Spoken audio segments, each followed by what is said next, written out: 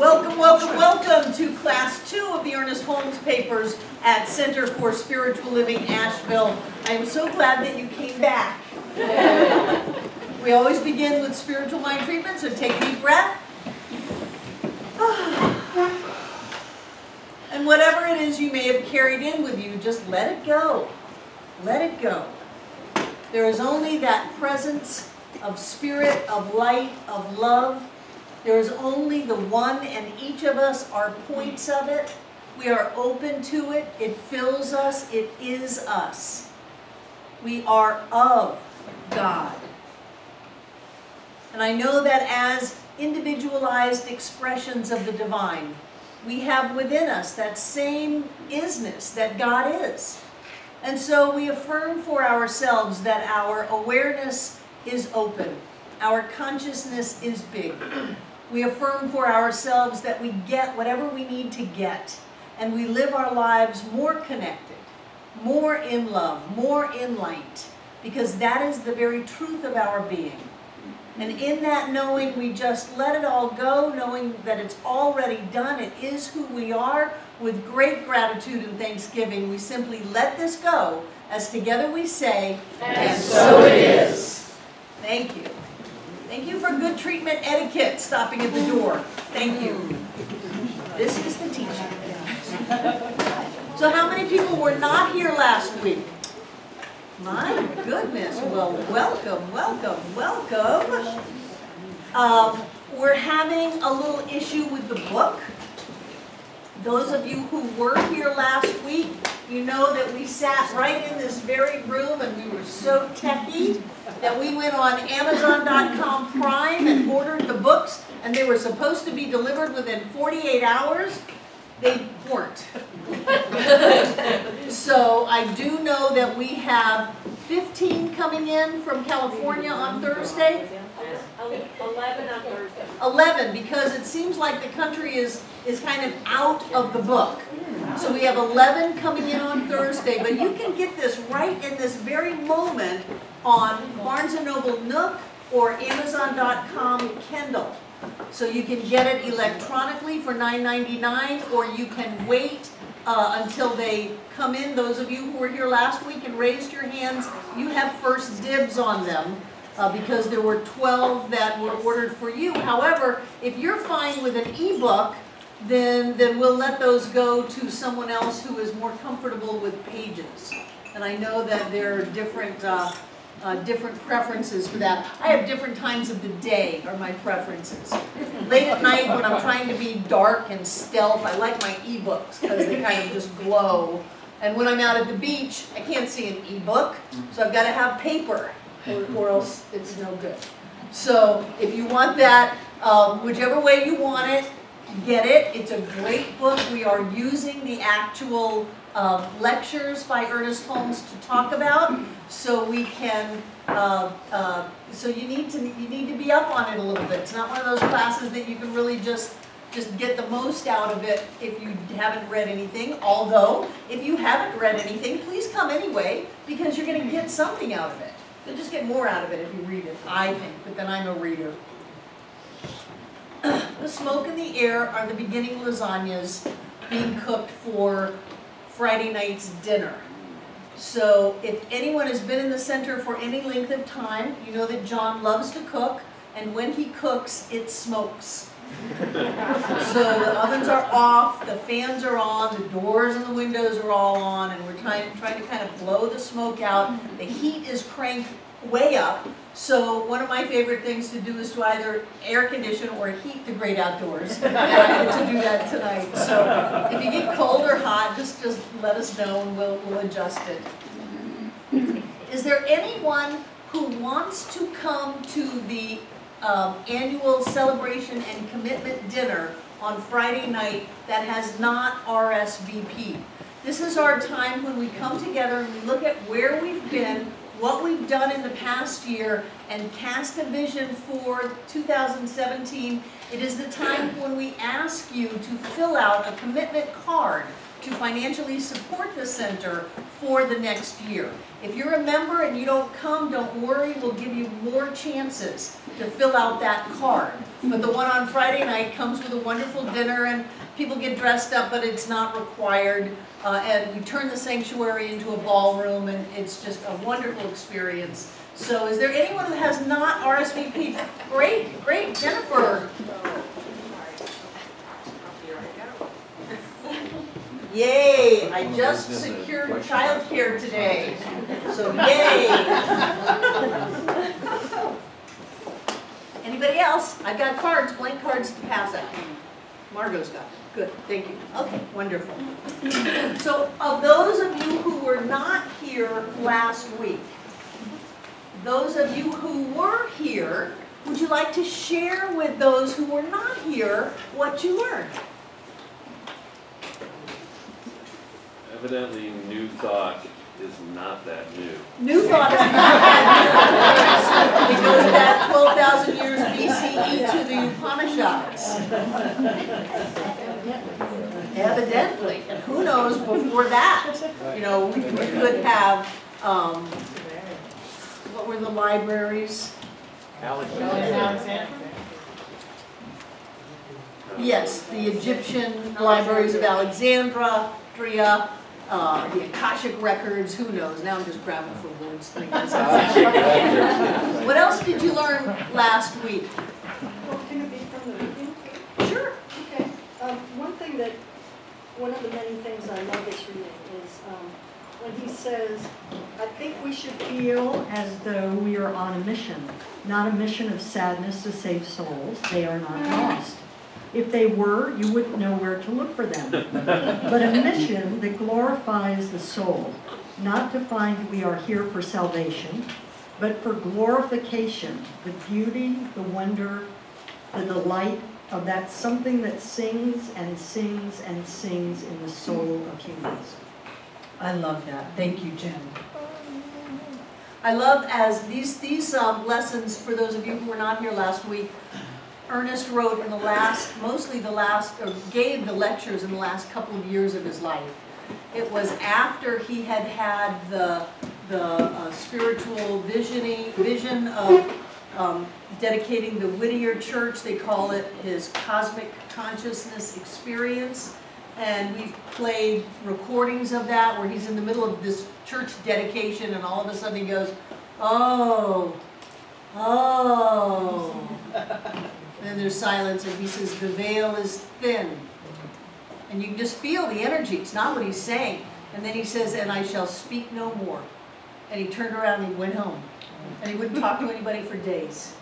He had had this big experience. So these lectures are not as, there's a subjective mind, and this is the law, and this is the relative subjectivity and the universal subjectivity, and that this is what happens when you think a thought, and this is how creation works.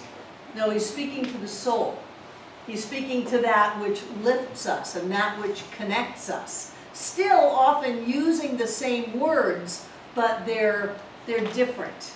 And so those of you who were not here last week, this is the book that at least 1 year, I guess I didn't use it all that much, but I remember using it 1 year. I used these set of 3 books, which have now been compiled into 1 book, for my Practitioner 1 curriculum. And we took all year just to sort through it and pick through it and look at these ideas that get really pretty wooey-wooey. And if you are not dealing in the world of effect, but you're dealing from cause, and the world of effect is pretty in-your-face intense, you need to be able to step back and open up to that greater reality. You need to be able to not be so hookable in the outer circumstances, because someone is coming to a practitioner, they're already hooked. That's why they're coming to a practitioner. They're saying, they just diagnosed me with this thing. I'm freaking out. So the practitioner doesn't want to freak out. The practitioner wants to pull back and say, no, God is all there is. There is a perfect spiritual pattern here. There is a connection and a oneness. There is a greater reality going on. And as you connect in that, then the outer form manifests. And that's why we have so many miracles that become typicals at Center for Spiritual Living. That's why we have so many people who were told there's a 5% chance of survival, and they are alive and well.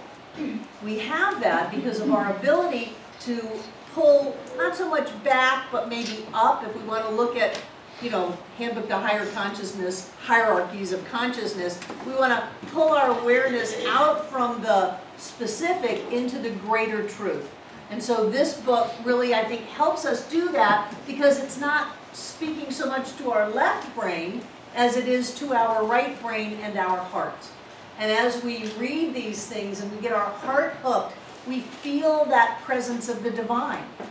And intellectually we know that a bankruptcy or a breakup or a disease or whatever is not bigger than God.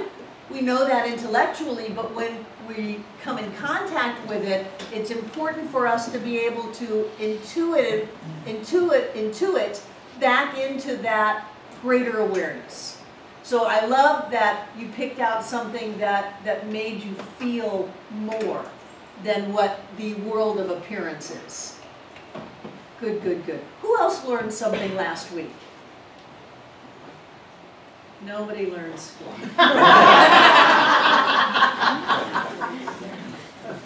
We talked about oneness last week. We did a quick history lesson, and we had Steve, Reverend Steve, come up and talk about how it was being a unity minister, and we talked about the roots of science of mind and new thought and metaphysics way back to where it came over from England and took it back to Troward and Emerson, and took it all the way back to the Bible, the Greeks, and the Egyptians, and the Hindus.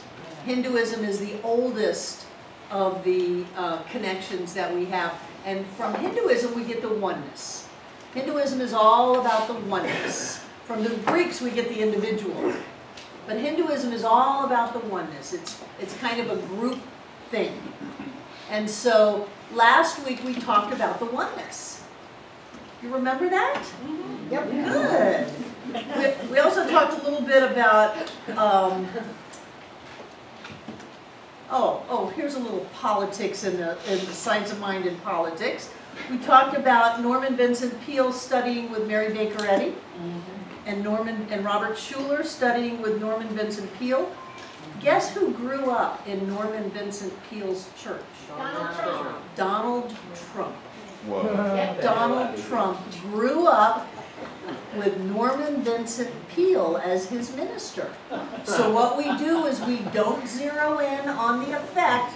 We step back and we open to the idea that God is all there is, that everything is connected, everything is unfolding in perfect and divine order, and that all is well. All is well, all is well. We also talked about the Unity of Houston Church. Where is my Kristen? She went to that church. And how Joel Osteen's father was best friends with, who was before Howard Caesar? The big fave. Who's there now? Does anybody know?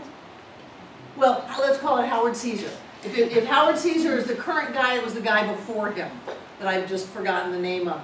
And so Joel Osteen was getting all that unity stuff, and now he's preaching it to millions. And I am so proud of Joel Osteen in my Googling of him last week, just to make sure I kind of knew where his roots were and I wasn't making up stories. He is worth $56 million personally. Yay. Because when you are in alignment with spiritual truth, you prosper. The guy from Saddleback, just as an aside, does not take any money from his church. He takes not a penny because he doesn't want anyone to be able to tell him what to do. And he also is worth millions. So coming into alignment with spiritual truth, just another aside, just because I've had coffee. If you follow any story in the Bible where someone does what God tells them to do, they prosper. Every story in the Bible is a story about coming into alignment with truth, which is what the Lord or law is, doing what is appropriately spiritually, and in the end you prosper. So I just thought that was great. Just great. Can you speak a little about Norman Vincent Peale? I'm not familiar with him. Power of positive thinking. Power of positive thinking. Norman Vincent Peale. Norman Vincent Peale came into the Dutch Reformed Church for some reason. He wanted to be a part of the Dutch Reformed Church, and that's where Robert Schuller met. And so Norman Vincent Peale, the power of positive thinking, the first big impact on society. I mean, when was that? In the 40s? 50s? In the 50s for sure. Of if your thought has an impact on your life, and if you can make your thought positive and expect the good and see the good in things, you're going to have a better life. And he caught all kinds of stuff for that. You know, he was called a charlatan, and people tried to get him kicked out because he was adulterating traditional Christianity, that kind of thing. But who would have known that the Dutch Reformed Church would be so welcoming, both of him and of Robert Schuller, as they touched millions and millions and millions of people's lives with the power of, then they called it the power of positive Christianity. Because I believe that if you read what Jesus said and not what people say Jesus meant when Jesus said stuff, it's really good stuff. It is done unto you as you believe. The Father within doeth the work. The Father and I are one. There's all kinds of metaphysical truth going on there. So, Norman Vincent Peale, Robert Schuller, Donald Trump. Who would have thought they were three peas in a pod? God bless them all. Put the blessing in, you get the blessing out. Then we talked about Ernest as a person. Remember, he quit school at 15. He had helped his mother. His father was a minister. He had helped his mother get the research material for his father's sermons. So when he was a child, under 12, he was researching Emerson for his mother to give to his father. And then he quit school at 15, which he and I have in common. And he went to Boston to learn the fine art of elocution. That's of speaking. And he was already in Maine, so Massachusetts was not that far away. And while he was in Boston, the school that he attended was run by Christian Scientists, and so he got exposed to that. He really liked it, and he jumped in, but then he had the nerve to do a public healing treatment for someone, and he had not been, you know, anointed by Mary Baker Eddy and said that she could do that, so they kicked him out, which was great. Otherwise, he would have been a Christian Scientist, and he would never have been allowed to write anything, because all they can do is study the words of Mary Baker Eddy. So they kicked him out, and he went to LA, and he and Fenwick, his brother, teamed up, and that's how Science of Mind was born. Actually, it was born on the playground of the Ventura Parks and Recreation when the kids would have warts, and he would pray them away. That's what it started with, warts. Didn't he also mention Venice as an area that... That's where he and Fenwick opened their tuberculosis sanatorium in Venice. Because there was no medicine, there were no antibiotics then. There was nothing that was helping people. They would take all of the people who were sick and put them together and try to get them away from the public, and they called those sanatoriums. So Ernest and Fenwick said, well, let's bring them together and pray on them. Let's heal them. I'm not sure how that went. It didn't last that long.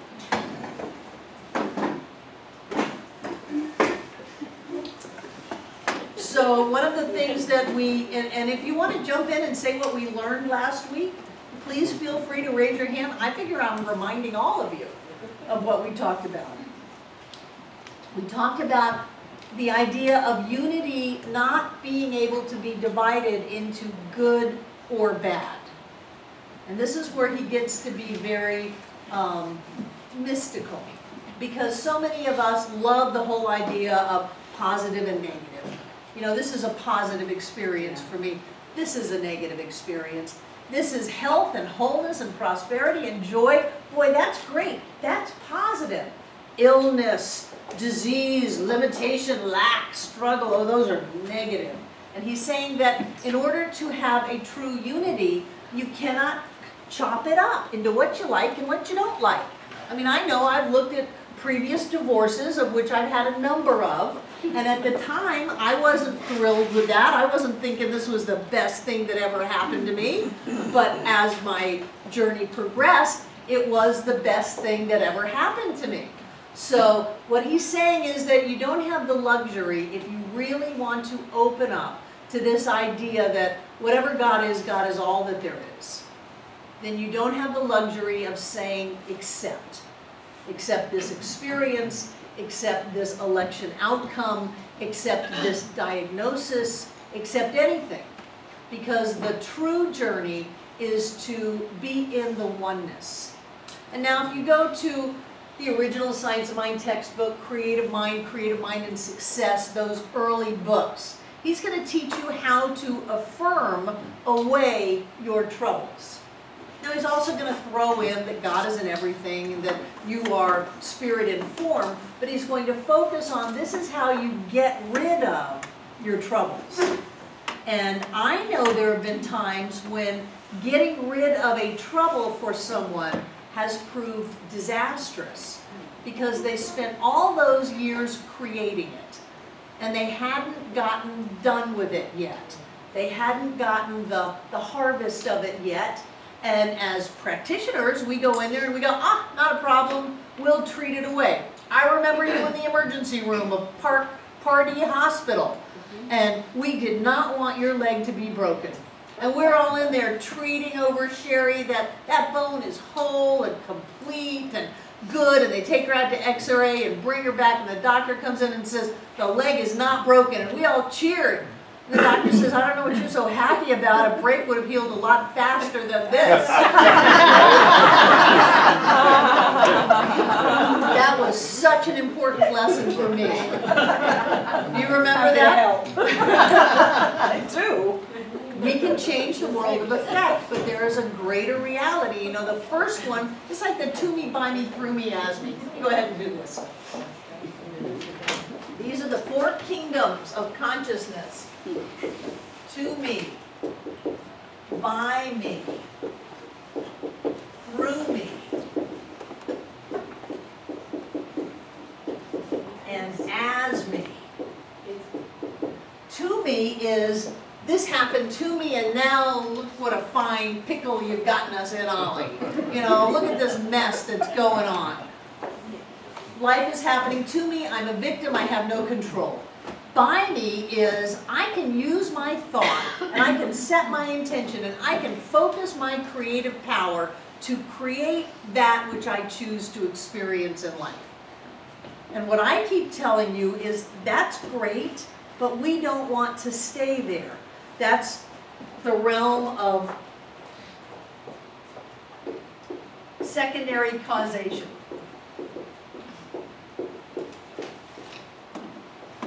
Through me is, I'm going to take my personal preferences and get them out of the way. I'm going to know that only good comes from this. I'm going to bless it, and I'm going to be open to whatever is mine to do. And as I get intuition and guidance, I'm going to have the courage to move forward in my life and live in that realm of faith and trust that the universe is for my good, that I always have enough, that everything is fine. That's through me. And now we're talking about by me, which steps it up to this, talking about as me, which steps it up to God is me. God in me is me as me. And that there's absolutely no separation, so there's really no problem. There is no problem in this realm. There's only that awareness of the presence of spirit. And I don't know many people who were there. I would imagine that if Mother Teresa got sainted, that she probably hung out there for a while. I would imagine that the Dalai Lama goes there, although he's not always there. The Dalai Lama got really mad a few years ago when his monks rose up against the Chinese government, and he threatened to quit being the Dalai Lama. And I thought, you're not allowed to do that. You can't just quit being the Dalai Lama, you're the Dalai Lama. But he was furious with the monks in Tibet. So it's not something that you're going to hang out with. Don't put that on your to-do list to get to as me. But I think what Ernest touches in us is that as me consciousness, that part of us that is lifted and gets a breath of fresh air of, we know what he's talking about. We know this reality. And truly in that space, nothing else matters. I don't want to go shave off my hair and live as a monk on top of the mountaintop. I like being in the world. Jesus said, be in the world, but not of the world. So put the gas in your car, do what you need to do, but understand that there is a much greater spiritual dimension and spiritual reality going on than what meets the eye. So last week we talked about oneness. We talked about hidden within the problem is its own solution. Hidden within apparent evil is the good. Hidden within the hell is the heaven. Hidden within the devil is God. And hidden within the disease is the healing. And it's our job to see with what I like to call God's eyes. You know, the God's eyes used to be the mandalas that you would hang up and stare at. See with our God's eyes and be able to look deeply into any experience or circumstance until we can feel or know or see that presence of spirit in it. And when you can do that, and that is the work of the practitioner, when you can do that, people have healings. Circumstances change. But like I said last week, you can't do it to make the circumstances change or to have the healing. You do it despite the circumstance. You know the presence of the divine. Because to be able to say that God is all there is, which is such a catchphrase for us, has such far-reaching implications. If God is all there is, then we are not the individual God. We are the individualized or the individualization of God. We are the verb of God, Godding as us in the world on the plane of physical form. And remember, in order for a unity to exist, this is both metaphysics and quantum physics. In order for a unity to exist, it must exist in its totality at every point simultaneously. So you're not a part of God. You are God. Somewhere Ernest wrote, the only God you will ever see is the God that you see looking back at you in the mirror. The only God you will ever see, I will add to that, is the God that you see in the person next to you. The God that you see in your bank account. The God that you see in the announcer on the news station, which is actually a call for prayer, every newscast, so that when we hear about fires, we pray rain. When we hear about war, we pray peace, which is simply to know the presence of peace, to know that all is in perfect order, that everything is fine, that no matter what, God is all that there is. We do not sacrifice principle even on special occasions. Even when it feels like this should be the only negative in the universe, even if that makes all of time and space fall apart and we all disappear. This was a just cause. No, it isn't. Nothing is. Nothing is. Walt Whitman wrote, at the center of everything nestles the seed of perfection. And one of the things that Ernest said is, I thank the God that is, that the God that is believed in isn't. Say that again? I thank the God that is. This is the way I learned it. I thank the God that is, that the God most people believe in isn't. Yeah. Okay. I want to hand these out to you. I realized I referenced them last week as, oh, you can just pull out your handy dandy 1926 original Science of Mind textbook, and that it's possible that there are people in this room that don't have a handy dandy 1926 original textbook, so I made some copies of that for you. This is in the chapter entitled The Perfect Whole.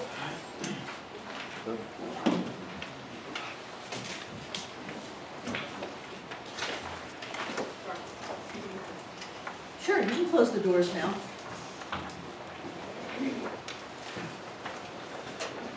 So this is the teaching symbol that started out as a circle. So this is the perfect whole, and this I just love these phrases. The absolute, within which is the relative. And if you can just think about that for a minute, the relative being anything that we need to be in relationship with. You and I are two, so we relate to each other. There is a relationship. The absolute is greater than the relative, and yet it holds the relative. And people say, well, how can you say none of this is real? Well, it's real to an extent, but it's not real on a universal absolute level. There is a greater truth to this. Like even in the midst of poverty is prosperity. Even in the midst of disease is health. Even in the midst of sorrow and loss is joy and happiness. It's there. Not even in the midst of it, but it holds the whole to where you can have that seeming dichotomy that there is a oneness and yet separation appears to be so real. So even in the absolute, it holds the relative. The relative is not bigger than the absolute. The light can hold the darkness. And these are things that you have to kind of start just letting go of your need to completely understand them. Because it's like a Zen koan. If a tree falls in the forest, does it make a noise? You know, it sounded one hymn clapping before Bart Simpson got over there. So the absolute, or the uncreated, within which is the created. There is a universal substance that is constantly pouring itself into form. In quantum physics, it's called the possibilities and probabilities, the unformed stuff of life. Is it a particle? Is it a wave? Well, it's a possibility. And so as we focus on it in quantum physics, it collapses into form. That's the phrase. In metaphysics, it is that unformed substance which, when directed by spiritual law, manifests as physical form. So we have the uncreated within which is the created. Does that make sense? The changeless within which is all change. You know, we say, well, the only thing constant is change. That's on the level of the relative. On the level of the absolute, it must always be changeless. But it holds all change. The formless within which is all form. The limitless within which is all space. The timeless within which is all time. Haven't you ever stopped time? Everybody has. Yeah, that's because time is part of the Hindus would call it Maya, the illusion of matter. We call it our focus in time and space. But time is just one line in a greater reality. And so if you can step back out of that focus in time, you can stop time. You can bend time. You can stretch time. Quantum physics says that if you run fast enough, you'll go backwards. Are you hot, Dan? Is that what you're saying? I have the heat cranked up, but if we're going to leave the, if we're going to close the doors. Well, we're just crank it down a little bit. He's having a hot flash. You are so The hot. universal within which is the individual. People say, how can you say that I am God? I am me. I'm here. You're there. What are you, nuts? There's a greater reality. But even though the universal holds the individual, see, if we were a noun, an individual, we would be a part, a little piece of the universal. We're not. We are a verb. We are the universe individualizing. We are not individuals. There is a verb of expression of spirit as us. Does that make sense? David? We frequently describe the definition of God as we understand it, and the fact that by that definition we can't not be God. It's not possible for us to exist and not be God, because all existence is God. Right. So it's easier to make the argument that you can't avoid being God, no matter how hard you want to try. Right. Too bad. You're screwed. You're God. But a lot of people that would feel that way today about it. Barbara, are you saying that this circle was the precursor, what came before the circle with the B and the... Well, yeah. Okay. Actually, no. There are all kinds of circles. Remember, this is the circle with no circumference, Right. whose center is everywhere and circumference is nowhere. So we've got the universal circle of wholeness. We've got the cause and effect circle, which has cause and effect. We've got the absolute and the relative.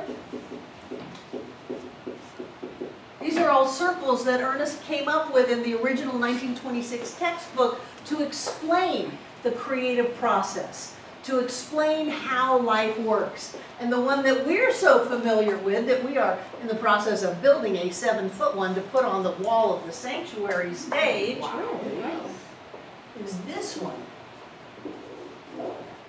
Yeah.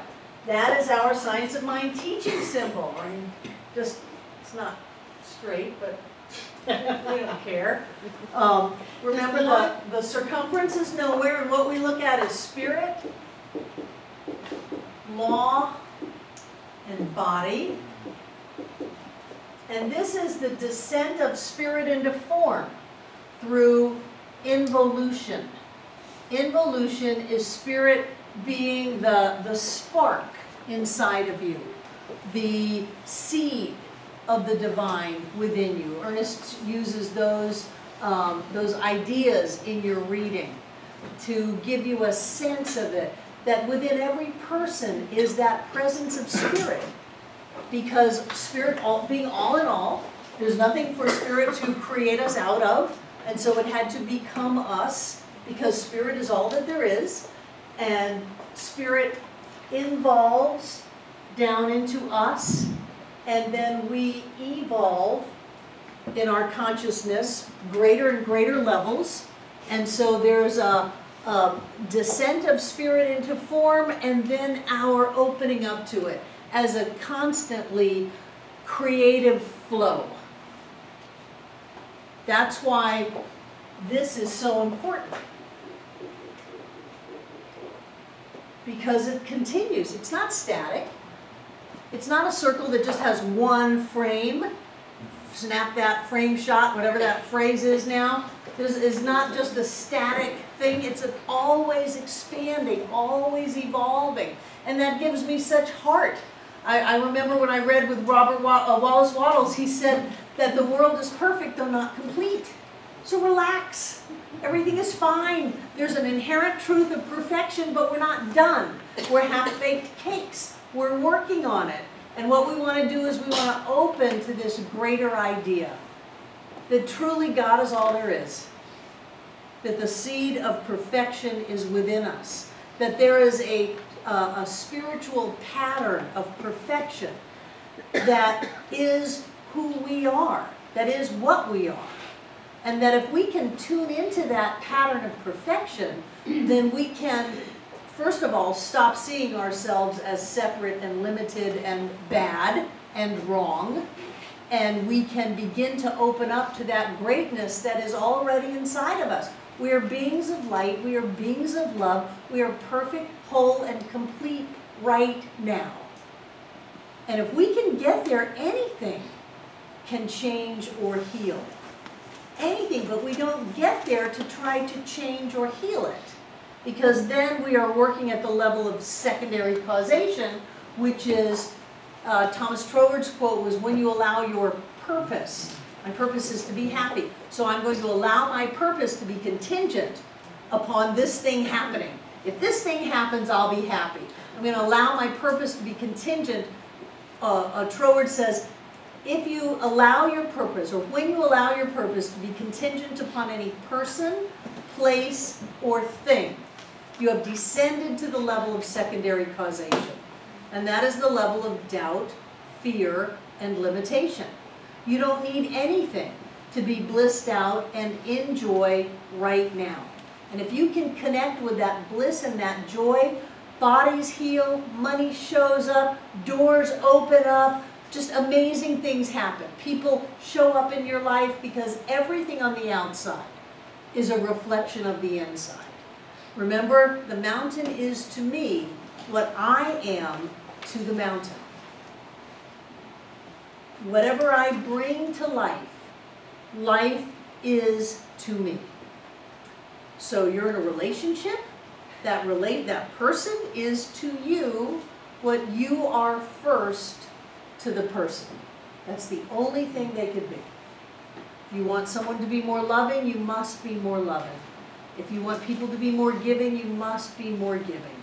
People say, oh, I get no respect. Well, that's because you don't give yourself any respect. The world is a mirror, giving back to you what you hold up to it. So the world is like a reflection of you. The world is a reflection of you. Yes, Jane. Yes, Jane. So that was last week. Are we good with all of this? Any more questions? Anybody who wasn't here, please let me know if that was needs clarifying. Tom. Well, it seems to me that anytime you have a communication with anyone, you're having your cause in hand. You're like, have to be affect of the other person just to like communicate with them. So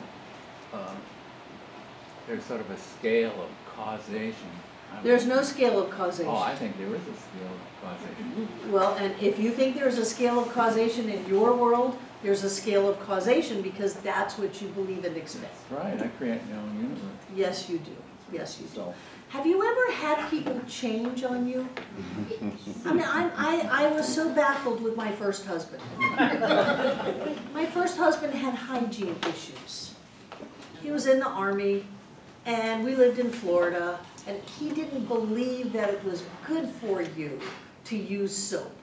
You would go ahead and bathe, but he didn't use shampoo, he didn't use soap, he used a little patchouli oil. It was hippy-dippy days.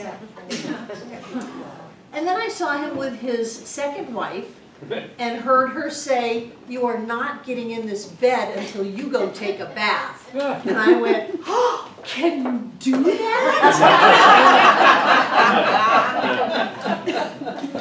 See, he was, to me, what I was accepting, and he was, to her, what she was accepting. People will change depending on how you see them, what you accept and expect from them. Kids do it all the time. You expect one kid to be the bad kid, they're happy to be the bad kid. You expect one to be the smart kid, they're happy to be the smart kid. And it can be totally random, and it will outpicture that way. So people will change depending on what you put out, because everybody in your world is you. Everybody in your world is you. So if you want to live in a world of God beings, that's you. That's yours to put out. And I find that if I look through my God eyes, which is a completely dualistic concept, but I use it a lot, to see the presence of Spirit. How does God see you? God doesn't see you as someone who's going slow down the road and blocking my exit and making me stop at the light and took my parking space. God doesn't see that way. What is that Bette Midler song, From a Distance? You know, God is watching us from a distance. Well, let us watch each other and therefore watch ourselves from a distance, from a higher perspective, that all is well. That there's only good, that only good can come from this, that this is a blessing, that all is well. that there is great joy and great love. What is it? That's the way that Abraham finishes the channeling sessions. There is great love for you here. You know, to be able to move into that changes the way people are, changes the way that deals go through, contracts get signed, money shows up, marriages go, bodies show up. When we can be that way in our world, it is that way back to us. That's one of the little surface scratches of God is all there is. God is all there is. Well, what in the world does that mean? That is so huge. So one of Ernest's quotes is that through the process of involution, the divine spark has impregnated the mundane clod, which is his big quote, which now has the impulsion ad infinitum to evolve. So the very fact that spirit has individualized itself as us, what we have within us is the ability to evolve forever. But what are we evolving into? Real question. Whatever you want. Whatever you want, like what? Doctor, rich person, have a good relationship, whatever. That's all down here. What on a spiritual level are we evolving into? Our God self. Our God self. Light. What? Light. Light. Yeah. Clarity. Light. Love. Clarity. The oneness. The oneness. These Awareness. eternal truths of spirit.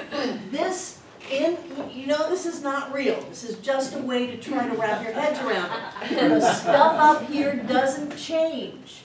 Peace, power, beauty, joy, love, light, wisdom, prosperity, health, wholeness doesn't ever change. So what we want to evolve into is a greater level of our awareness of our God self, of the spiritual truth of life.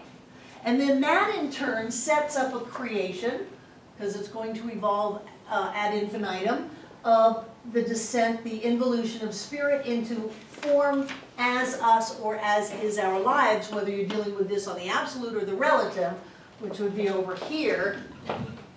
And then we evolve into greater senses of health and wholeness, spirit, oneness, connection, love, light. That is what we're doing. We are opening up to a greater expression and experience of the divine as us. There's something that's been hard for me to get my head around, especially using that diagram.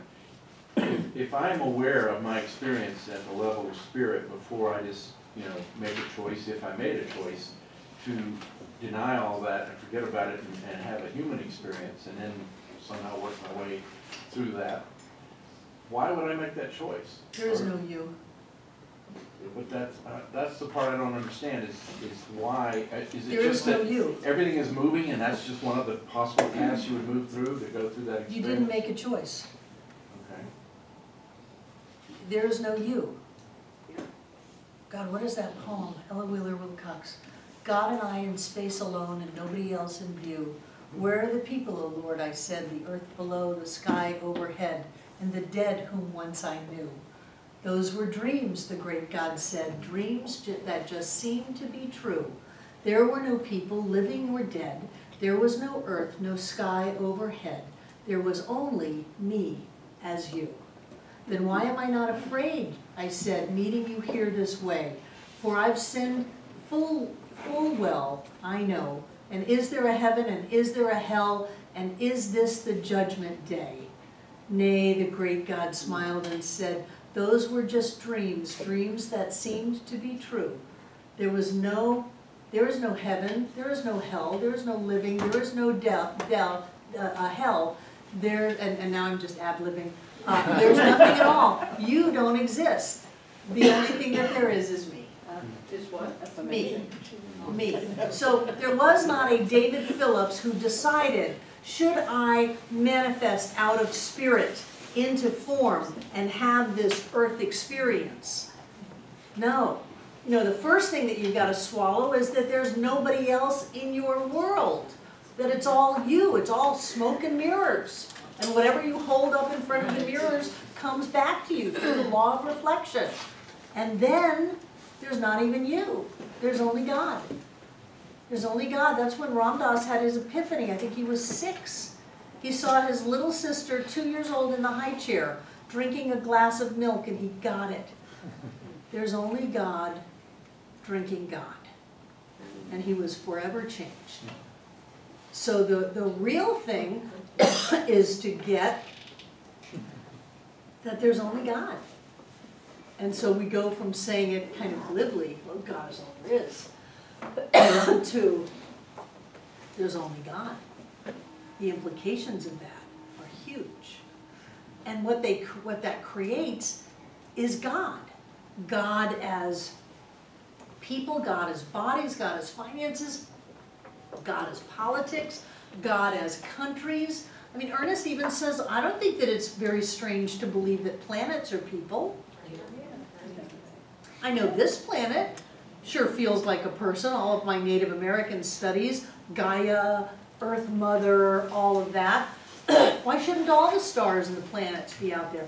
Why isn't the moon celebrating us? Hey, super CSL people! And we're going, hey, super moon! It is. Oh, it's an Ella Wheeler Wilcox poem that I used to have memorized all the way through. Ella Wheeler Wilcox was called the poet laureate of the New Thought movement. You never can tell what your thoughts will do in bringing you pain or love.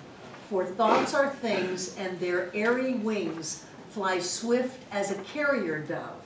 They follow the laws of the universe. Each thing must create its kind and fly o'er the track to bring swiftly back whatever went out from your mind. It occurred to me today, and hearing this, it seems even more likely that even the condition there, everything that we see being a reflection of who we are, even with the lack of rain and with the fires that we've been as a population so inflamed for the last year or two. We set our mountains on fire. Yes, yes, and it So just, everybody it just occurred to me cool today off. that that's exactly, it's an opportunity to practice And- being something other than inflamed. And for me, even praying rain feels like secondary causation. So I just went to all is well. These grandmother mountains have burned before. Indeed. And it's okay. Some would say it's a very necessary, natural part of life. Everything is fine. Everybody is fine. And if you're just worried about houses, my gosh, we can build new houses. Even if people die and animals die, life is eternal. There's no place to go. David. If you extend the metaphor a little bit, it's not very far. The new, through in the mountains, the growth, the regeneration is happening all the time. It's Right. always happening at some pace or another. A dramatic fire, and the more devastating the better, just speeds that up. It just makes Right. it happen almost There instantly. are certain pine cones that will not open their seeds without a fire, Without a very hot fire. without a very hot fire. Then they burst Like a open hardwood fire. and new growth comes. Yes, Jane? And When then I was Elizabeth. a really little kid, tiny, I thought I did not exist. And it's always haunted me all my life, because Jane, you're a mystic. That's what it was. You were a little kid going in and out of time and space, and you created a family that motivated you to do that. So in some ways, what you're saying kind of ties back to the very beginning of it, because if I let myself, if any one of us, but all of it, if I let myself be love personified, be spirit personified, be clarity personified, I kind of lose myself in it. Yes, you do. Jesus said, if you want to gain the world, you have to lose it, all of that kind of stuff. Right. But it's not just me thinking about it, I have to be totally in it. Yes. I have to be totally in it, feeling-wise, just lose myself. Think about either the birth of your child or falling in love with Sue, and how you would look into those eyes and you would just go into the oneness of love. And that is one of the most powerful experiences you can have, is to lose yourself into love. That's why we stare at a candle. I spent years staring at a candle, trying to catch fire or something, I don't know, trying to just be the light. And every so often I would get a glimpse of it. And that glimpse would sustain me for decades. You know, those peak experiences that you've had, you remember that, and you were not dealing with your individuality, your personality, your separateness. You were dealing with the oneness, your connection, losing yourself to gain yourself, all of that. Absolutely. Drew. When I was exposed to this teaching proper, I made some observations, and in the spirit of looking at things are neither good or bad, good or evil. I looked at this and went, Satanism, Anton-Sandra LaVeyism. If you read that Satanic Bible, if you read other things like that, it is exactly the same except for a few minor things. But in one major respect, they differ. Now, I've studied many faiths, many things. They believe themselves to be gods in the flesh. And are we not? Gods in the flesh. We are points of infinite. But they believe themselves to be separate. Right. And that separation is the difference. They understand all of these things. And that separation is the key. And if you're doing math to prove something works, this machine works, and this is the math for it, and then we prove it by this and prove it by this, and so this process works. You look at those ideals and ways of being and teaching, and you look at this. Well, that proves this, and this proves that idea for this. But they hold themselves separate from the infinite. Right. And even Wallace Wattles was that way, to an extent, where he said that you are a god among gods. And his focus was moving from the competitive universe, which is you and me, to the creative universe, which is that we are all one. So that was his process of going from the sense of separateness and individualization, because I'm not particularly thrilled about the idea of giving up my individuality until I have an experience of oneness. Right. So there's motivation to keep our individuality. There's motivation for us to even use this teaching to create more money, healthier bodies, better relationships, more success. Doesn't that sound fantastic? And yet that's the by me level of creation. And that's good. That's good. If somebody's out here sleeping in their car, come into class, I will teach you how to get a place to live, how to have enough money, how to be okay in the world. But then we want to move on.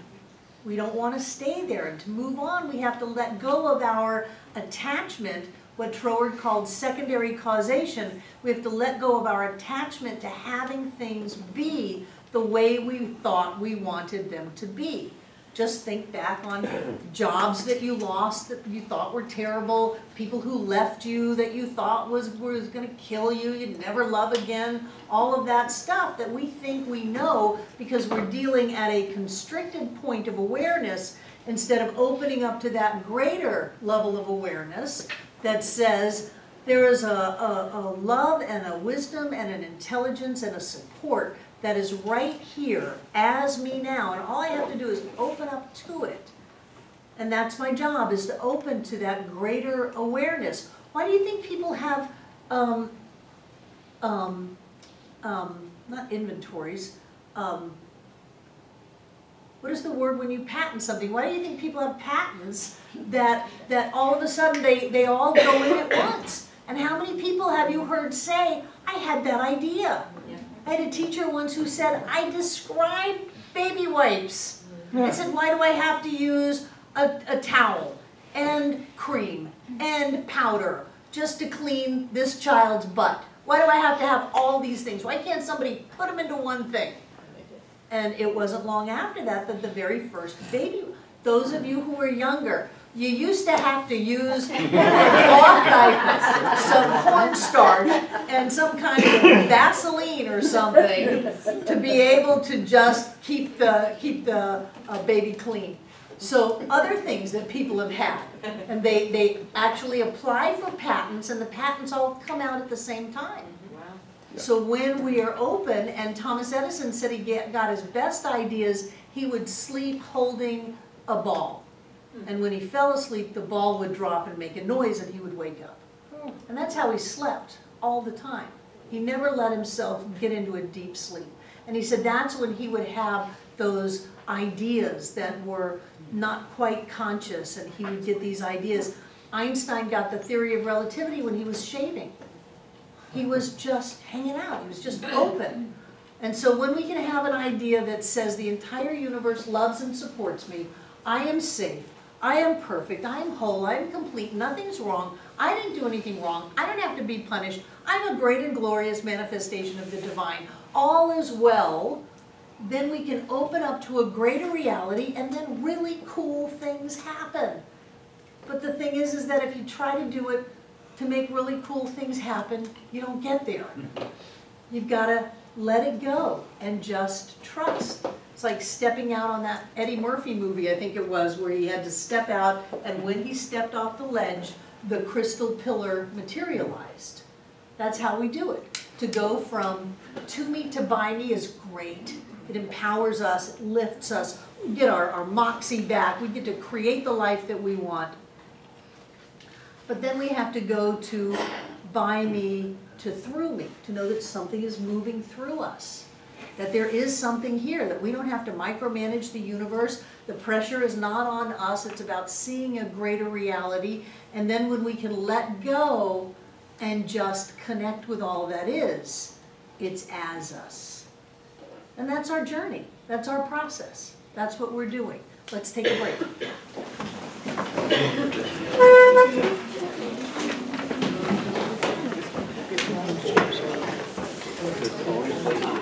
Go. Okay, going. Okay. This is from Reverend Steve, the New Thought Timeline, and it doesn't have a lot of copies of it, but if you want one of them, then you are welcome to it. It starts off with Quimby and takes us down to United Church of Religious Science. World War I is in there. Holy moly. You know, when they say Ernest had thousands of people lined up at the Wiltern Theater to come in and hear him speak, it was the Depression. People were desperate to try to find a way to be okay during that time, and he was giving them the power of thought, the power of your word, creating your life. And so I've always wondered, gosh, how did he get thousands of people down there? Well, there you go. Barbara, you want to read one of those? Yeah, I'd love to. Oh, yeah, so well, Martha, you can just make a bunch of copies now if you want to. Okay, thank you, Barbara. Yay,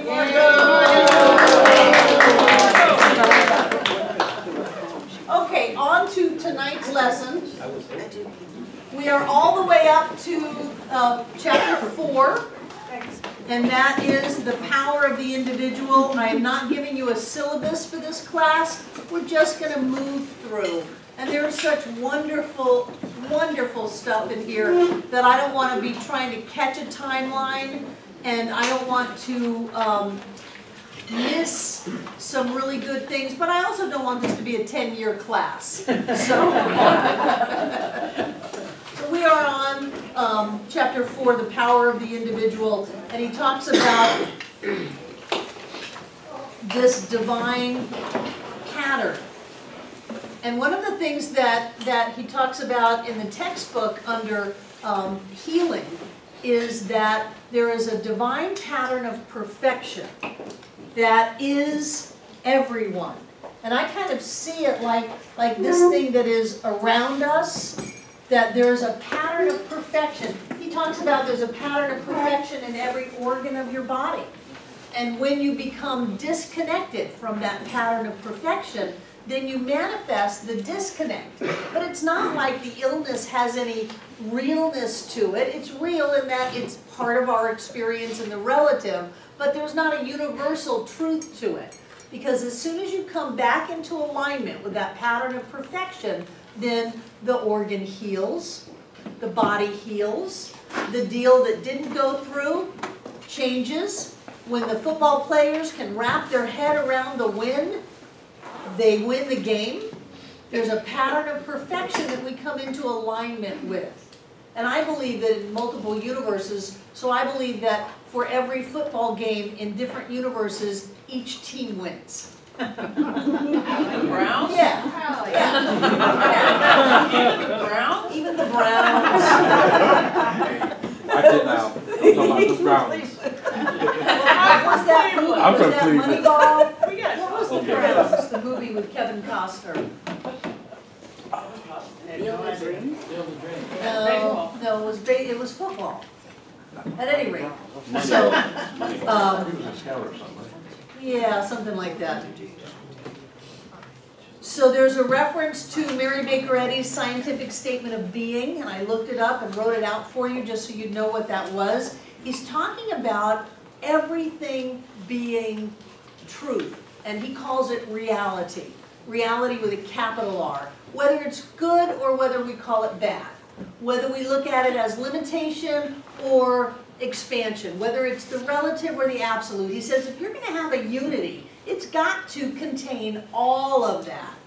And so, because there was a little rift between Ernest and Mary Baker Eddy their entire life, he gave her a little shot and said that if Mary Baker Eddy had really understood all of this, then she would have not said this statement of being. So it starts off with, there is no life, truth, intelligence, nor substance in matter. All is infinite mind and its infinite manifestation, for God is all in all. Spirit is immortal truth. Matter is mortal error. Spirit is the real and eternal. Matter is the unreal and temporal. Spirit is God, and man is his image and likeness. Therefore, man is not material, he is spiritual. So that was an argument to make man spiritual. And Ernest said, you can't say that matter is mortal error, because the infinite contains the relative. So the unformed contains the formed. So matter is a part of God, just like everything else is. And Mary Baker Eddy was good on denials. This was the time in metaphysics where everybody was all about the denial. There is no substance or form to this. You are not real. You don't exist. I send you back to the nothingness from whence you came. All that kind of stuff. They were very involved in that. And Ernest is saying, no, that doesn't really work. Because even the disease has to be a part of the whole. And that's the step between by me and through me. So if you're saying you are wrong, I'm going to get rid of you. And I say that all the time on Sunday. If you're getting rid of something, go see a practitioner, and hopefully they will enlighten you to the fact that you're not really getting rid of that. You're actually seeing the presence of spirit in it and allowing it to transform to its higher vibrational state. If not, we'll talk about that. So what Ernest was saying was that everything has to be spirit, or nothing is spirit. And to be able to look at that is really an advanced mindset. That's why I said last week, this is an advanced class. You're obviously here by right of consciousness, and hang on for the ride. To be able to look beyond the appearance and see the truth. But that doesn't mean the appearance isn't real. And even I say turn away from the condition, but we turn away from the condition so we're not all caught up in it. But the condition does exist as a manifestation of spirit. The shadow is a manifestation of light. It may be the blocking of the light, but it's still there. The darkness must exist in the light. Otherwise, you have an infinite except the darkness. And that doesn't work. It may feel good, but it doesn't work. Quan, did you have your hand up, April? Oh, Quan. The good that has no opposite knows no evil. Right. And did you read the part where they said the teachers in the Catholic Church believe that God doesn't know evil?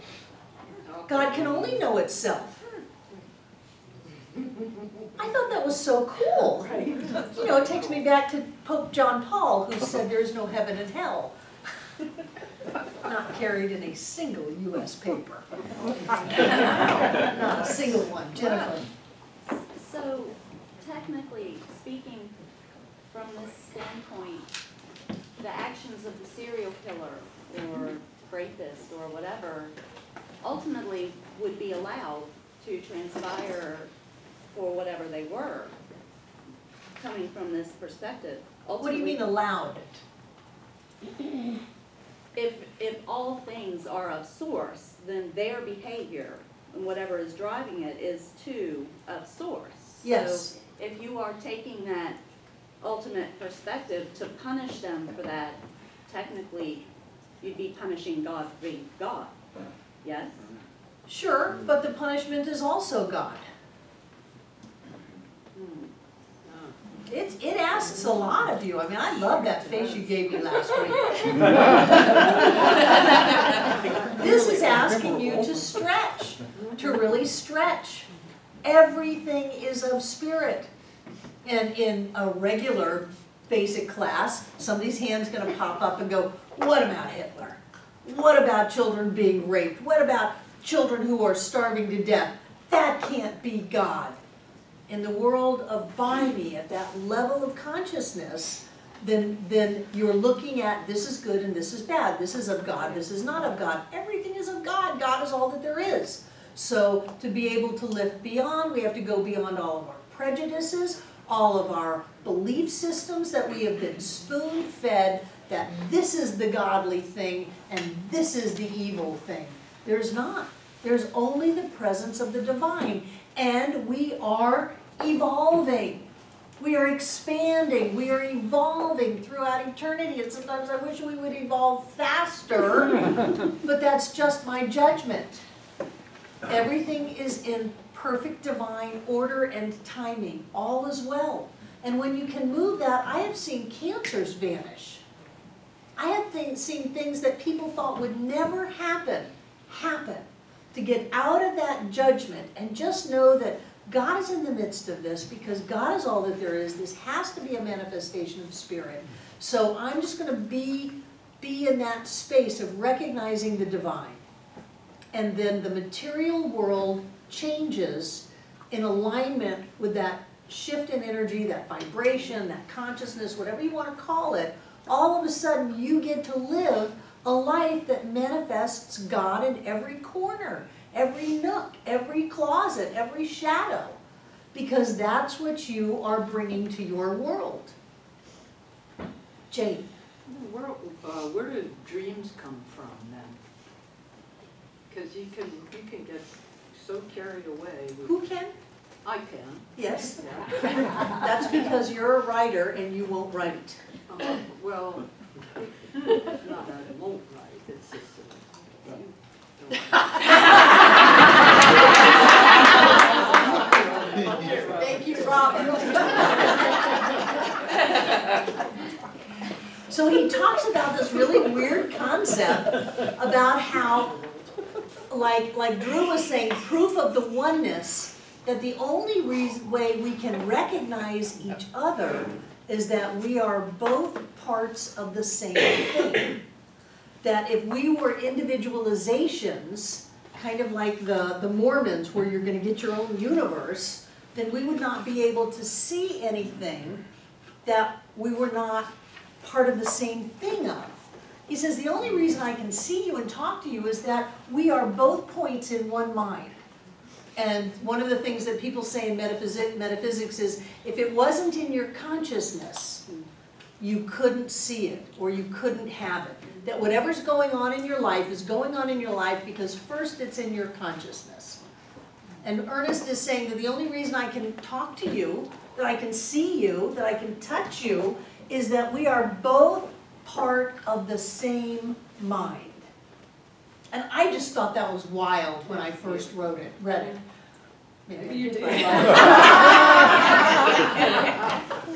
So then he talks about our relationship with spirit, because this is the chapter on the power of the individual.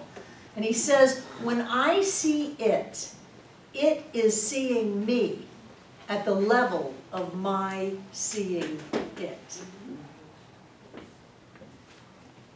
And one of the phrases that I've used for years is, God will be to us whatever we perceive of God to be. So however we believe the universe works, that's how the universe is going to work. If we believe that God is a dirty, rotten rack-and-fratchet up on a cloud with lightning bolts and blessings and just particularly doesn't like us, that's what we're going to get. And if we believe that we are connected with that infinite presence, that's what we're going to get. But we bring it to our world. You know, bring it, baby. Susan.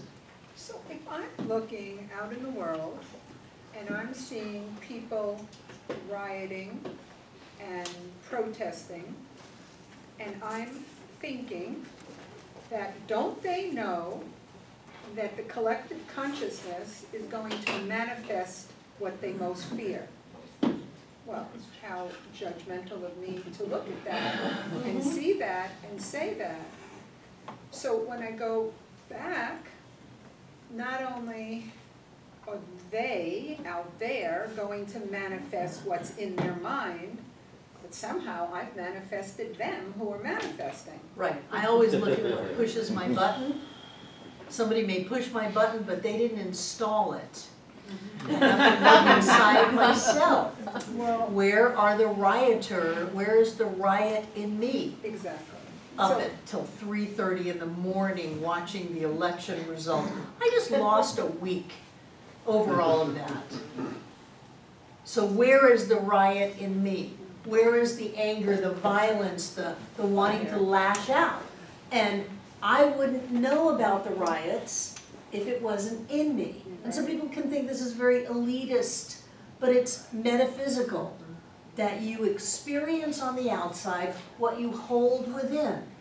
And so if you're seeing it, especially if you're reacting to it, I mean, if you're seeing it and going, God is in the midst of it, all is well. I know that there's only health and wholeness and safety for everyone, and only good can come from this because we are an evolving species and we're all the individuals of the divine.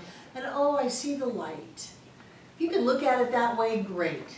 Because my bottom line of that, and I don't even know that it's the bottom line, but it's a lower line, is that, such judgment, I feel sad for them. Isn't spiritual superiority great? I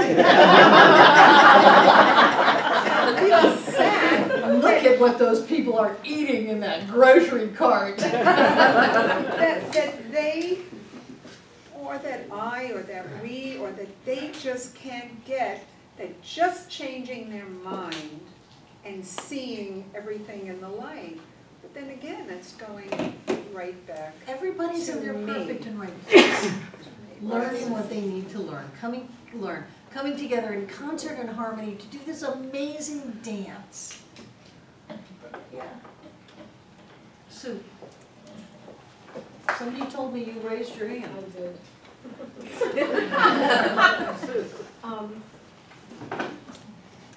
Yeah, I was going to say something else, but the whole election thing, I also stayed up until I was sent to my room. I learned so much about myself and about the world through this experience. It was amazing. When I was able to look back the next day at my reactions, thinking that I was really above reacting the way I reacted, that was really tremendous. And just seeing the result and thinking of it in terms of not the individual who won, the individual who lost, but something happened that seemed impossible at one time, which means that anything is possible. Anything is possible. So, I mean, that's like one of the good messages out of it. Crowd one. My spiritual practice, and I invite you, if you want to join, is to love Donald Trump, to support him. I've already created that he grew up in the Norman Vincent Peale Church, learning about the power of positive thinking. I watched the 60 Minutes interview of him last night, and it was great. So my spiritual practice is to love and support Donald Trump. And as we create a president that is worth loving and supporting, then that will manifest. Either as the next president or whatever, but if I hold animosity and war in my heart, then that's going to be magnified into every person on the planet. So what I'm doing for my spiritual practice, and I gave this to my Prac 1 class last year. Who was in there? Anybody in there? Carrie. People were all, and I gave them the homework. There were at that time 17 candidates to go find something in their platform that they could appreciate in every one of them. And they came back and went, I can't believe it that I like this person. I can't believe it that I support this issue on their platform. That was a healing for them. A healing for them. So my healing, which I'm going to embrace through this, is to love Donald Trump. I mean, I've loved worse. I love him. The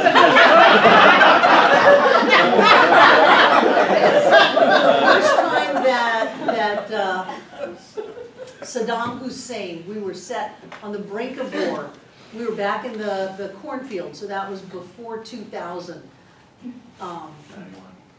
91, we were on the brink of war, and John brought his face up on the stage. People were really mad. And he said, we must love him right now. We must. And so we did. We went through this whole process, and churches all around the country were praying for peace, and we didn't go to war at that time. It took us, what, a year or two after that we went to war in Iraq. But at that moment, we chose love, and it affected the entire planet. You know, I wish we had, no regrets. So I learn a lot from all of these things. And my personal job right now is to see with God eyes that there is a reason for this. There is only good in this. This is a blessing in disguise, and I'm going to put the blessing in so that we all get the blessing out. And if we do that, we will rise in consciousness. Nobody rules us. Nobody can control what we have in our lives but us. And we give it away so unthinkingly by saying, God is all there is except that yo-yo. No, there are no yo-yos. There is only the presence of the divine as each and every one of us. So if you want to play the game, it'll drive your friends crazy. Love, appreciate, and respect Donald Trump, and let's see if he doesn't turn into someone who is worthy of love, appreciation, and respect. Yeah, let's do it. Drew. I think a lot of people have gone through this little shift, even without this teaching. There's so many that everybody was just so involved, even if you didn't want to. No, you're there at 2:30 in the morning going, I think people went, well, what are we doing? Why is this so enraging or uplifting or what? This is so emotional, it's so this. And they're like, okay, the sun still came up the next day. And you'd think after Bernie, we would have been used to it. But evidently it was a shocker. That was a joke. Thank you. There's only one thing going on, and that is spirit expressing and spirit experiencing. And that's us. So that's what we do. Breezy. I heard this story recently, and it made a lot of sense to me to look at us all being one, as in we are actually all one. At one time I've been you, at one time I've been April, at one time I've been Drew, at one time I've been Trump, at one time I've been every person on the planet in all time. And so it's just you coming back in different, what is it called, different universes, lines or whatever. Whether you come back at maybe next time I'll come back as a peasant man in 400 AD. Queen. queens. But no, that's called compassion. You are all queens and all peasants. You are all Right, everything. and that's compassion. Yeah. When we can see ourselves in everyone, when we can walk a mile in everyone's shoes, that's compassion. Okay. An individual in the universe is separate from everyone else, but an individuation of all things is all things. And that's his explanation of why we are not an individual, why we're not a piece of the divine. Well, God is all there is, I'm a piece of God. If you're a piece of God, you are separate from everything. The same way that I can see you, because we are points in the same mind, in the same energy, in the same spirit. But if I am separate from you, I can't see anything. And don't you find that true even on the level of personality and the relative? If I think that you are different from me, I have no sense of awareness of who you are. All I see is the difference. And I'm all alone out here, saying I'm right and everybody else is wrong. Instead of seeing that I am you and you are me, in Lakim, in Lakesh, you are another myself, a Mayan phrase. If I can see myself in you, then I can walk a mile in your shoes, I can look at the world through your eyes, I can feel that connection. That's being a point of the verbing of spirit, the individualization of spirit, the individualizing of spirit. Whereas if I'm an individual, I'm a rock, I'm an island, complete unto myself, I can't relate to you. I can't connect with you. But if I can see myself in you, I mean, I can see myself in a lot of people. I have had a very varied background. I had a very interesting upbringing. I understand a lot of people. Yeah, I understand that.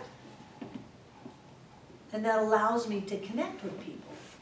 But if I think, oh, I'm so spiritually holy, you know, I'm Barbara Waterhouse, I'm a minister, blah, blah, blah, blah, blah, I can't connect with anybody. No, man, we're all in this together. I can understand why people do anything, everything. And I can see that we all have the way out. And for me, that's the important part. Certainly not where we've been. Not where we are. But where we're going is the important thing. And if let there be peace on earth and let it begin with me, if we really are looking at all of us to rise up in consciousness, then there can't be any separation between us. Does that make sense? Yeah. That's why we look with our God eyes.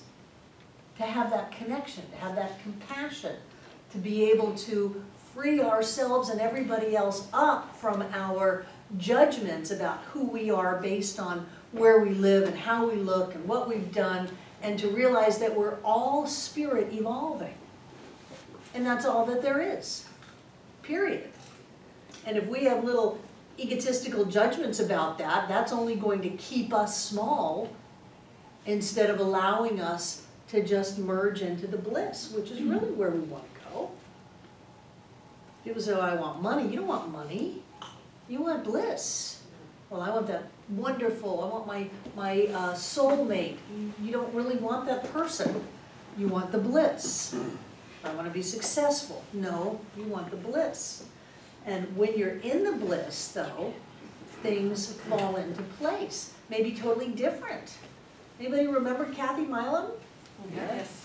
Kathy Milam was our music director for years. She always wanted to move to New Zealand. Finally, I said, you have got to get out of here.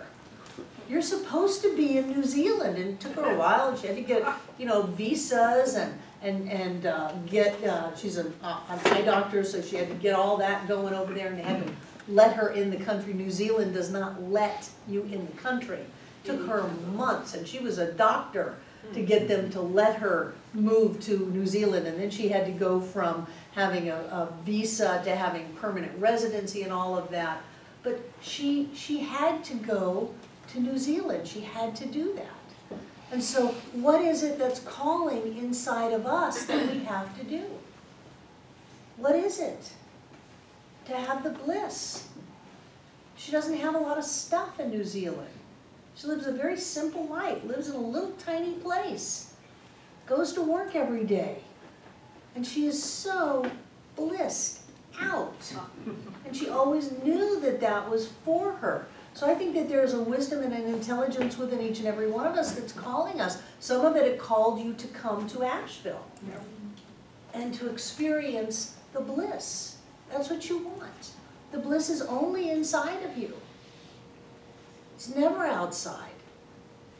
And the outside can come as a surprise. You can think it'll never happen, and then all of a sudden it happens. Yeah. All of a sudden you pick up that pencil.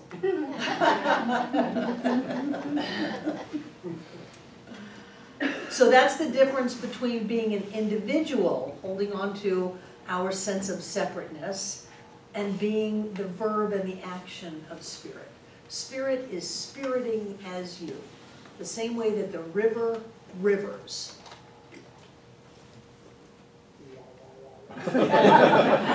Drew. I was called to Asheville through so many, I could write books on how I got here and what pushed me here and this. And I came here and I found bliss. And all I had to do was open the door. Right. She was right there in the parking lot. This is my dog. But I also found bliss. And bliss. And you found it inside of you. Yeah. We just provided the structure for you to be okay looking within. Yeah. So that's the key, because the bliss is wherever you are. You don't necessarily have to go to Asheville or New Zealand. No. But maybe that helps you to open your eyes to see the bliss within inside yourself. Right, right. And sometimes we have these preset stories about how our life is supposed to be. And we try to hold on to that and make it work because we should be living a life like that, instead of letting go and trusting that whatever intuitive guidance I'm getting is going to carry me through to the manifestation of that. You know, the universe being a whole is multifaceted. If you have an idea, a desire, whatever you need for that desire to come into form and to show up is also included in the desire. Otherwise you would have a desire and then a not fulfillment. And then the whole time and space thing wouldn't hold together, we wouldn't be here. So whatever it is that is calling you to have the ability to trust that everything that you need to bring that forth is here, is part of the package. And that's part of going to the by me, which is so great because it lets us control everything. All I have to do is do 1,000 affirmations a day and I will create this. And you will. You will also be exhausted. By me, yay control to, okay, I'm going to trust. This sounds crazy. I can't live on 100% of my income. You want me to give 10% of it away? That is completely insane. I'm going to trust and watch how things shift. Does that make sense? Good, good, good, good.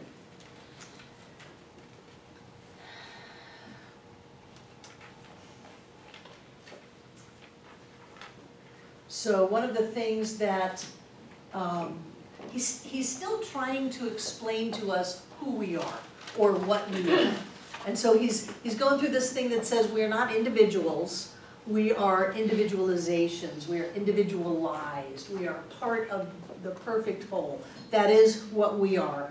That there is a seed or a spark of spirit already within us.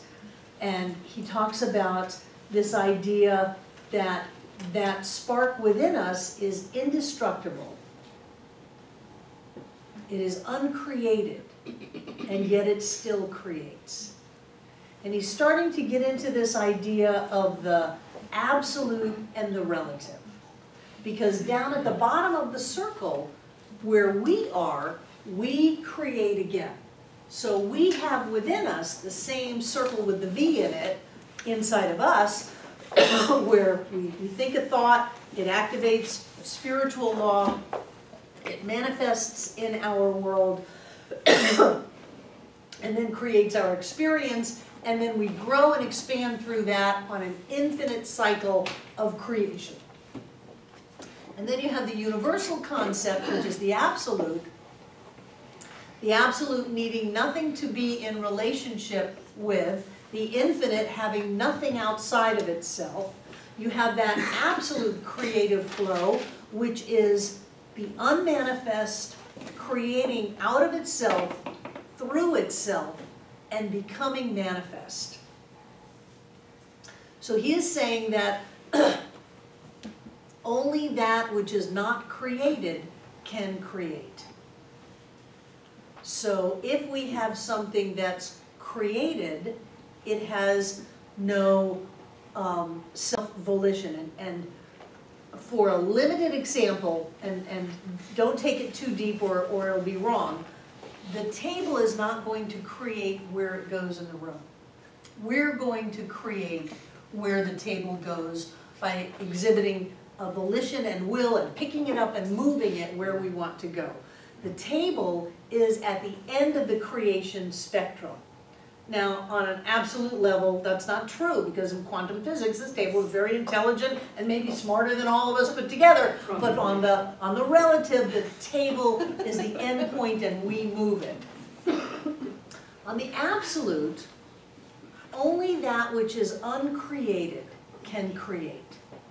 So people say, well, who created God? No, we're not dealing at that level. Whatever spirit is, it doesn't have a beginning because it is not in time.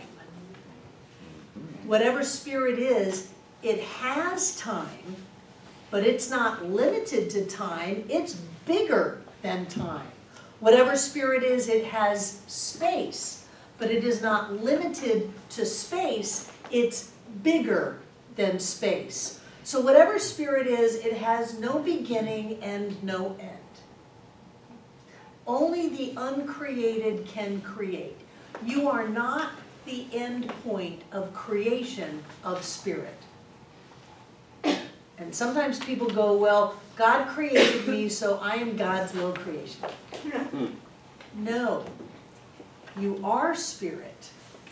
And the reason that you can create in your life is because you are not created. Consciously, right? Consciously what? Just not created. Once your conscious mind enters, kind of kills everything off, doesn't it? I'm saying at an essence level of you, Jane, you are not created. You are not separate from that creative process as an end result creation that you can package up and put on a shelf and sell in a store. It's not like that. But people try to come up with all these different ways to be separate, to be smaller, so that there's not the responsibility. I mean, how do you feel when I say you are all of God made manifest at the point of view right now? Absolutely. Absolutely. For me, sometimes it's overwhelming. Yes. It's overwhelming, and then if I can open up to the feeling of it, it is so inspiring and so uplifting. That means that I can do anything, but I can only do it through my way that I see the world. Yes, I impact the Middle East. I do. Because I am all of God made manifest as me. That's why it's so important for me to stay at peace. Because my state of peace manifests as a global state of peace. I've had people laugh in my face. Let there be peace on earth and let it begin with me. What a stupid, ridiculous thing. No, that is the only truth. That is the only path to peace. That is the only way. David and then Jen. I think it's kind of ironic that before I could grasp that concept that, I am all of God, I can do anything. Now, the things I would have thought would be cool to do back then don't matter anymore. Right. Well, I can do anything, but yeah, why should Maserati's I? not going to do it. I got to have God. Yeah. So as far as words, when you say I am not created, When and why? You are God in form. You are the verb of spirit. You are spirit spiriting. It's a wild and crazy concept. Sue, Sandy, and then Drew. So, I get it, you know, it's huge to think of. I mean, I think, have always thought of myself as a creation of something greater. A creation of it. And to say that I am it means I'm not a creation of it. Right. And yet something in me feels something greater. A greater intelligence, whatever you want to call it.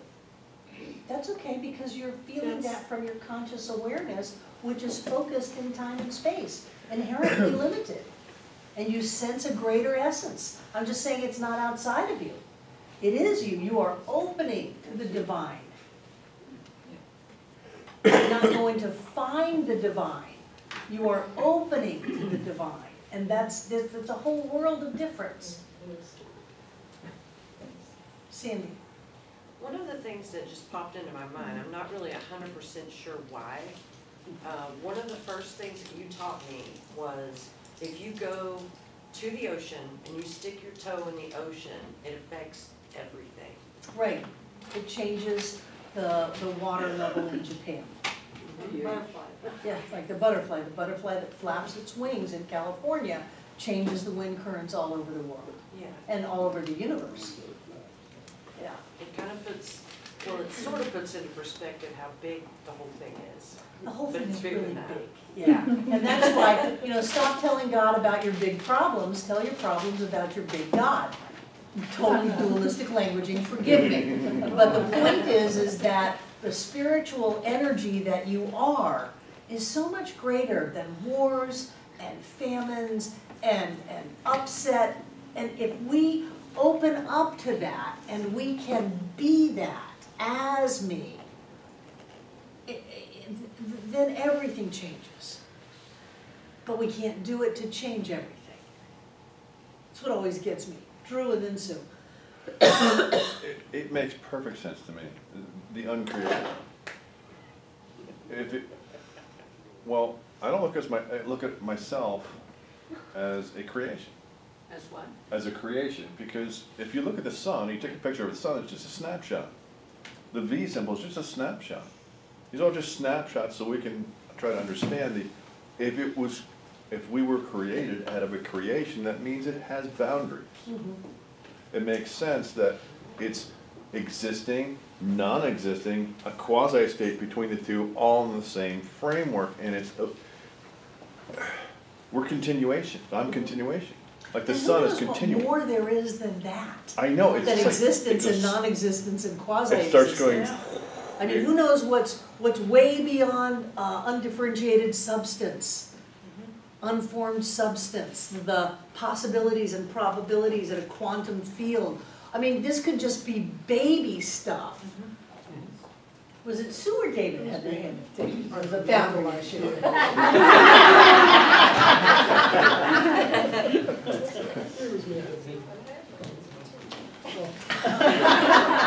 That's as much of a fight as we ever have. So really, in many ways, it's about where my conscious awareness is. And I understand that in order to have a three-dimensional experience, my conscious awareness needs to be here.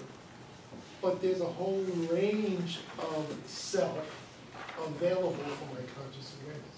Right, And and I you know can where be music takes you. anywhere in that range that I choose to be. And I've gotten into the habit of being in a certain range, but it's all available. And It just is. because I only experienced this much of it, doesn't mean all the rest of it isn't available. It is, actually. Right, right.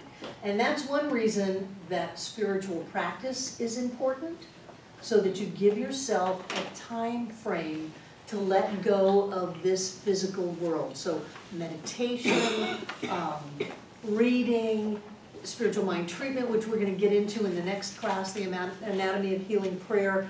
Music, I know music takes you right out of this universe. Yes. What is it that opens you and expands you and lifts you? What is it that speaks to your soul? Paul, think on these things. Do these things. Allow yourself to connect on a greater level. And if there is something in your life that has been habitualized that takes you away from that and shrinks you and triggers off a disconnect, energies and emotions that you don't want to feel, thoughts that you don't want to create in not only your life but in the global life, then don't do those. Don't do those. I remember, Michael, when you were saying that watching the debates was like crack to you and you had to go cold turkey. You just had to stop doing it because it was affecting your life. So think about it. What do you do to allow yourself to sample the fruits of the Spirit? To allow yourself to open up to that energy that is always available, always here and always now. And then do those. Feel those. I go to the beach. I have mystical experiences on the beach. I think part of it is dehydration. That's what it was for the Vision Quest. So I figure if it was good enough for natives, it's good enough for the beach. But there's something that happens when the sun starts to go through my body. And when I only see the sparkles on the tops of the waves. And I let go of Barbara. And that's why I go to the beach. It refreshes my soul. I mean, it's great on the swim, play, fish, and all that stuff, but the real reason is to have that moment of transcendence. So put yourself in that space and allow yourself to be fed on that level. It's good stuff. Okay, thank you.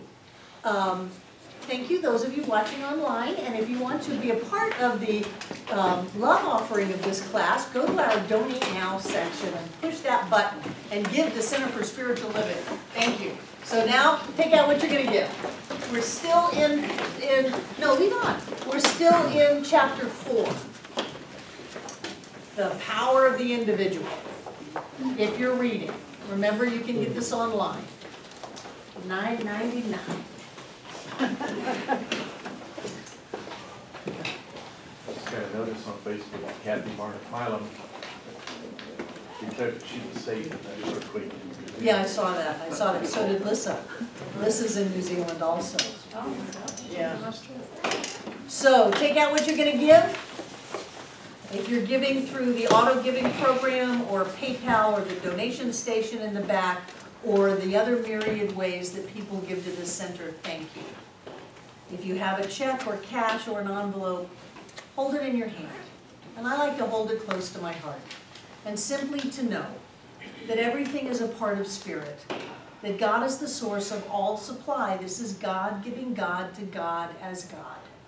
And so we open up to that spiritual idea of money, of giving, knowing that each and every one of us is alive and well on planet Earth.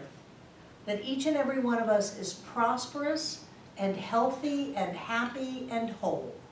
We give this gift knowing that it sets spiritual law in motion and that the universe takes it, multiplies it, and gives it back to us. We open up our minds to know that God has ways of giving us money we've never even dreamed of yet. There are surprises in the works for us. We open up our hearts to know that we deserve to live the rich life. That life delights in living richly as us. And then we open up our hands and let the gift go. Ready, aware, to accept back from life all that it returns to us. I know that each one of us comes together to give to the Center for Spiritual Living Asheville this night. That we all come together to make this a place of peace, a beacon of light, a tower of strength, and a fountain of wisdom that touches the lives of all who call it home. And so it is. So it is.